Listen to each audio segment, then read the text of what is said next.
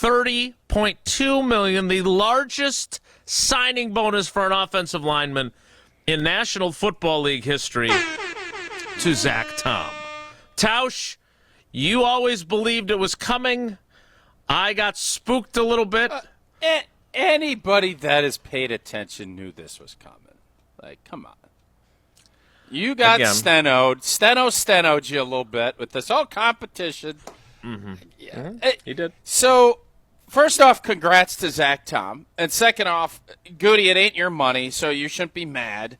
And if things go the way I think 𝙒𝙐𝙇𝘿𝙀, myself, and people that watch offensive line play, Zack Tom in 2 years will say, man, I should have waited. I'd have gotten 30, because it'll end up being in the mid-30s. But that's the give and take. Mm-hmm. So this is going to be, I think, a total win-win. Zack Tom gets the biggest signing bonus. He's going to average $22 million a year. He's locked up for 5 years now. Correct. You have this year plus a 4-year extension.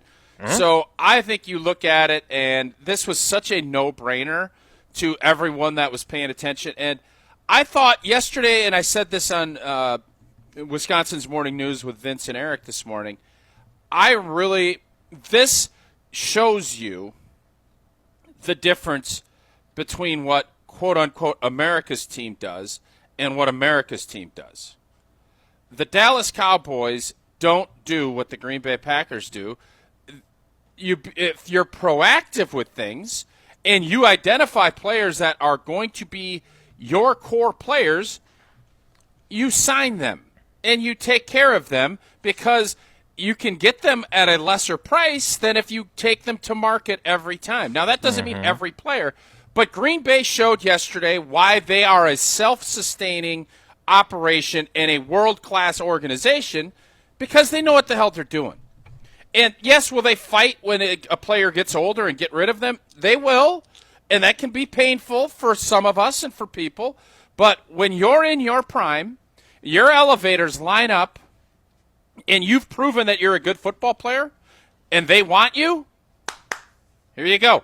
We will give you what we think is a fair market price, even though a couple years down the road it probably won't. Zack Tom getting a big extension. The competition is over. That is the quickest. I thought last year's competition between Jordan Morgan and Rasheed Walker was quick. This was an off-season competition where they never put pads and didn't practice at more than a jog through speed, and Zack Tom wins it with an $88 million contract extension. So I would hope that when you ask Steno, you could say, was that the quickest competition win in the history of offensive line play? Because there was that conversation. I believe it was let's make sure Zack Tom gets here, we can get him signed. And I just look at this from a Packer standpoint and say, this is what the Packers do, and this is why they're successful and sustainable with their offensive line, because this is how they handle their business. Wait till Anthony Belton beats him out in training camp, and he's sitting on the bench with his $30.2 million. Yeah, I don't ever want Steno to stop being Steno, because we learn a lot more because Steno is open and honest and helpful. I just never understood why he said what he said, and none of us could. The only theory that I developed over time, Tausch, was he wanted to make sure that it wasn't all about the left tackle competition, even though it's all about the left tackle competition, right? I mean, it's the one spot where, as of now and as of then, there was clear-cut competition. They announced it in March when Goody was at the NFL meetings.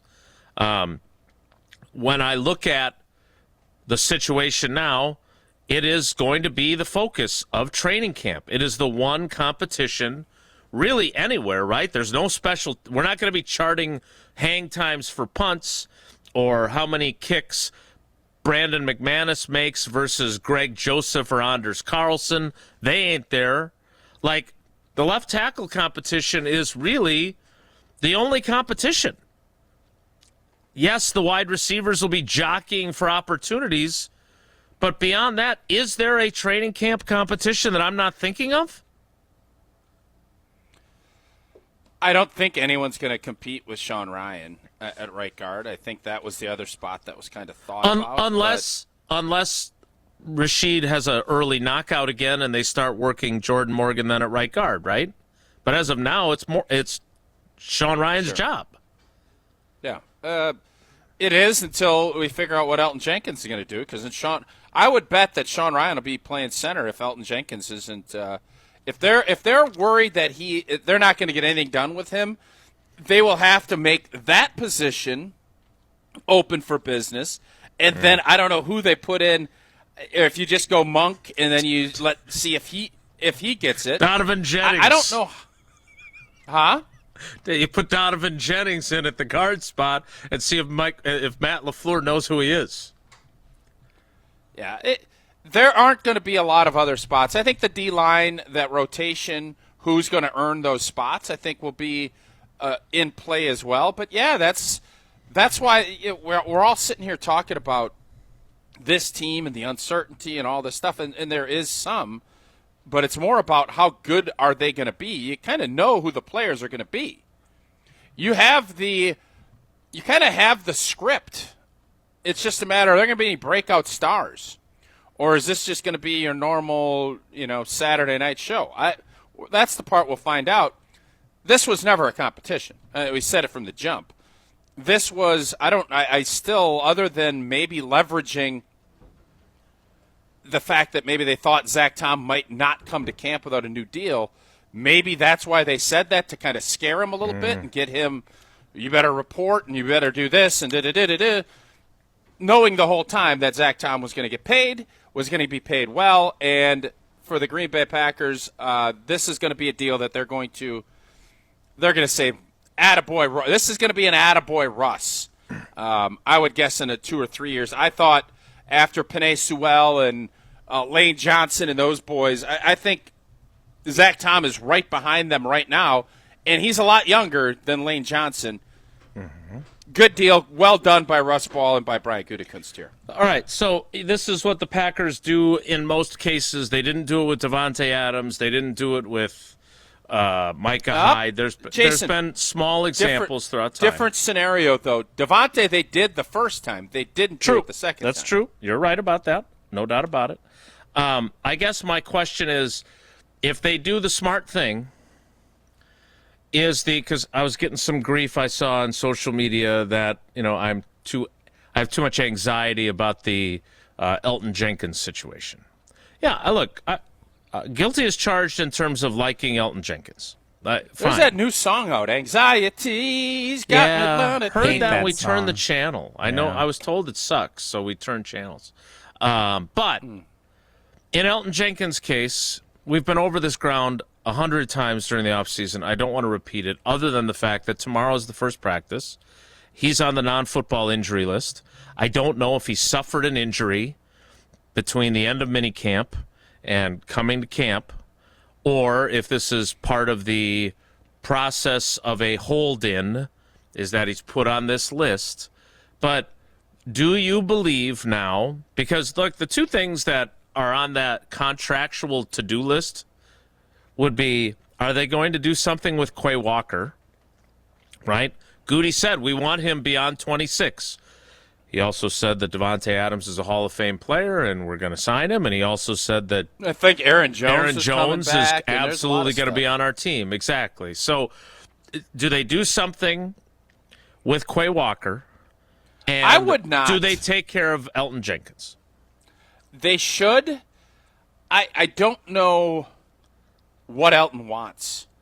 I think if it's a little sprinkler for this season, I think that the Packers would do that. I don't think the Packers want to get in the business of paying 30-year-old offensive linemen 3- and 4-year contracts. I don't think that is not their MO.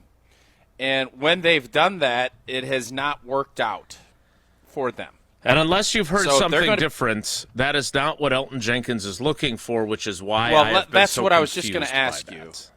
What do you think Elton Jenkins wants? So here, and again, I understand some of you no sourcing. have I know heard you didn't this. talk to anybody. Wink, wink, wink. Yeah, no sourcing, or maybe a little bit of sourcing. But again, if he's on the team for the first game, he's a vested veteran. He gets all $11 million of his base salary for this year. Next year, his base salary is $18 million. So you're talking about $30 million-ish over these 2 years. Yeah, they ain't As paying I $18 understand million it, he would like some of that $18 million to be guaranteed so that he knows he's going to be here next year too. And then if they want to say, I don't know how much of the 18 he wants guaranteed, but enough that he'll be here would be my understanding. Which again, if you think he is an all-pro center, which Goody said, and I know we can't just go by everything Goody says, but if that's what you think, and you also want to have the flexibility to say, hey, buzz off, man, you're 31 now, a year from now, we don't want you anymore, I get it. But I would think for the locker room, for a guy who's a leader in there, for a guy, and I know there's a few people that have, well, he did get belligerent at a strip club in Atlanta during the offseason. Yeah, he wanted a refund. We've all wanted refunds and gotten a little belligerent with the customer service representative.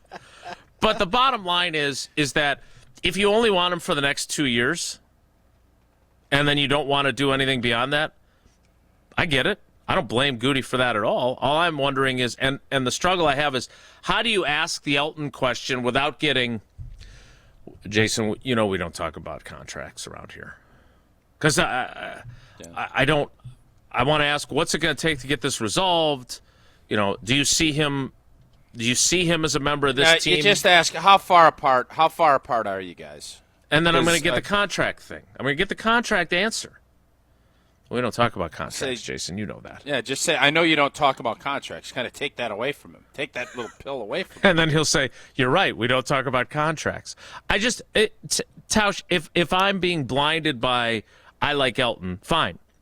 Tell me why this is still an issue. This isn't like Trey Hendrickson, right, who wants a 3-year, $120 million deal like the Steelers just gave T.J. Watt. But, Jason, it kind of is in the fact that Elton's moving spots, and Trey Hendrickson is underpaid for a defensive end of his caliber. Mm-hmm. The market keeps going up. At center, the market hasn't really rocketed up from where it was. He's actually at, if you go 18-11, that's $29 million over 2 seasons.